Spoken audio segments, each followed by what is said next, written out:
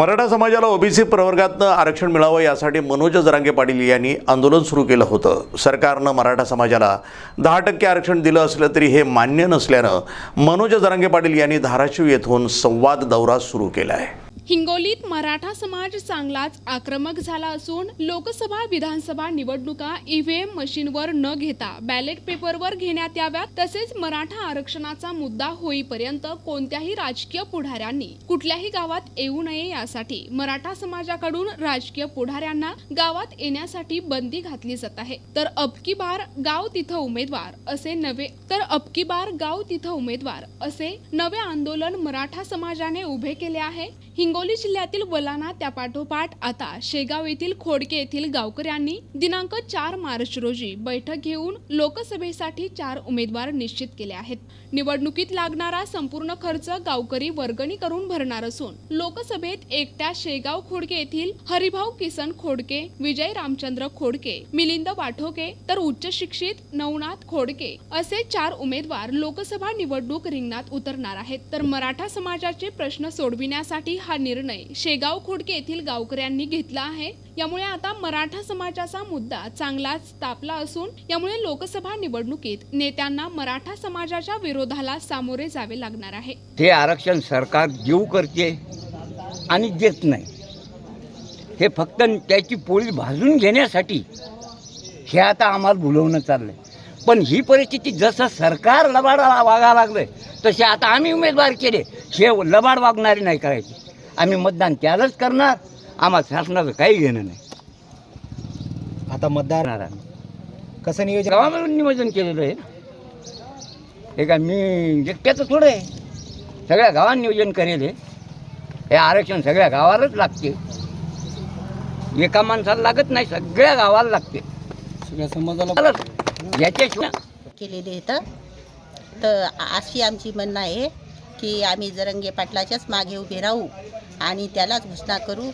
बाकीचे आमदार खासदार येऊ देणार नाही, कारण तर आमचे मुलं शिकून सण्या 2-2 मार्कानं चाललेले आहेत आणि घरी बसा लागले।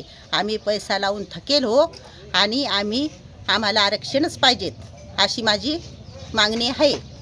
ते आणि त्यालेच आम्ही आता काय म्हणतील जरांगे पाटील त्याच्या मागं राहून त्याला मतं देऊ। जे आमदार खासदार येतील आमच्या गावात आम्ही येऊ देणार नाही आणि त्याला मतं देणार नाही आणि त्याला गावात पण उभं राहू देणार नाही। नुसार पोलीस भरतीची जाहिरात पडल्या, तर पोलीस भरतीच्या जाहिरात पडल्या तर बरेच जिल्ह्यात 10% अनुसार मराठा उमेदवाराला एकही जागा शिल्लक नाही। आणि आता मागे 2014मध्ये ज्या भरत्या झाल्या होत्या त्याचा रिझल्ट हळूहळू लांबत 2017पर्यंत घातला त्याने आणि 17पर्यंतचा रिझल्ट त्याने 2018 लावला। 2018 रिझल्ट लावून त्याने 2014नुसार GR लावला, GRनुसार जागा भरल्या आणि ज्यावेळेस मराठा उमेदवार भरायचा वेळेस त्याच्या मुलाखती घेतल्या, त्याचे डॉक्युमेंट व्हेरिफिकेशन केले आणि ज्यावेळेस निवड करायची त्याने GR 2018चा लागू केला, त्यावेळेस अक्षरशः सर्व मराठा बांधव रडू लागले तिथं, कारण की त्यानं सर्व घरदार विकून तिथं पुण्याला इथं असे क्लासेस लावले होते।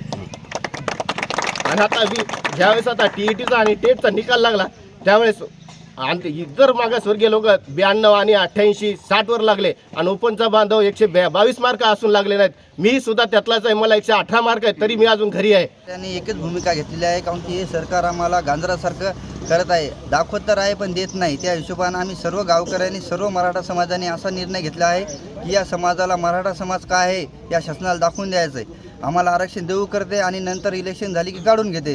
त्या हिशोबाने आम्ही एकच पार्श्वभूमी घेतलेली आहे की मराठा समाजाने प्रत्येक गावातून 1-1 किंवा 2-2, 3-3, 4-4 उमेदवार असे उभे करण्याचा निर्णय घेतलेला आहे। आमच्या गावातून सुद्धा आम्ही 4 उमेदवार उभे केले आहेत, त्यामध्ये बी आम्हाला वंचितचा पूर्ण पाठिंबा आहे। वंचितचा एक उमेदवार आमच्यासाठी उभा आहे।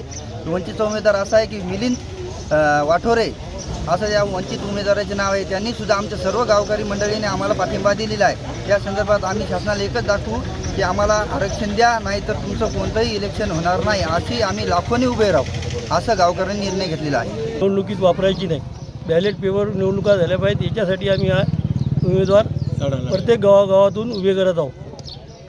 तुमच्या गावातून गावकऱ्याची बैठक घेतली, त्यानंतर आम्ही सर्व गावकऱ्या मिळून त्यांना उभं करून त्यांना पाठिंबा देऊन बाकी त्यांचा प्रचार आम्ही काही करणार नाही